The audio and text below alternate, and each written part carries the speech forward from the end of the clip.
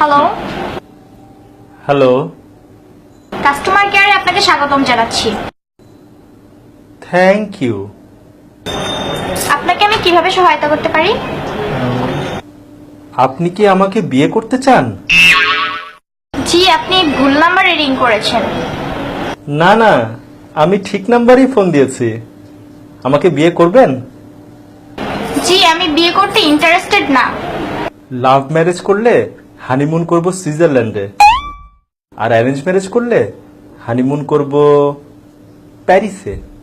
Not interested.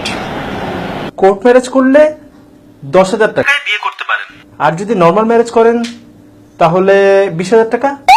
জি, আমি তো আপনাকে বিয়ে করতে ইন্টারেস্টেড না, তাহলে কেন আপনি আমাকে বারবার অফার করছেন? বিয়ে করলে প্রতি সপ্তাহে আপনাকে সিনেমা দেখাতে নিয়ে যাওয়া হবে।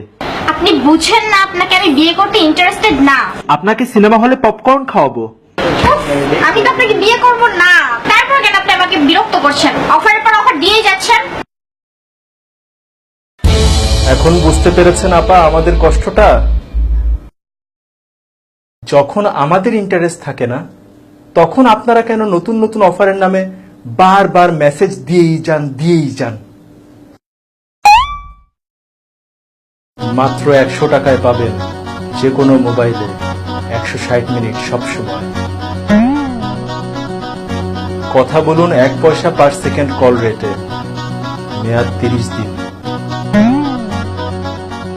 রিচার্জেই ব্যাকপ্যাক।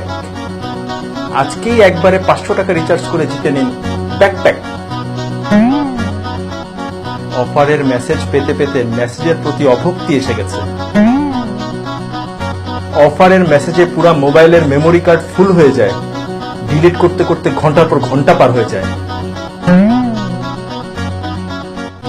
ফ্যামিলি অ্যান্ড ফ্রেন্ডস এর ইম্পর্টেন্ট মেসেজ আসলেও মনে হয় যে এটা বোধহয় অফারের মেসেজ, এই মনে করে মেসেজ আর চেকও করা হয় না।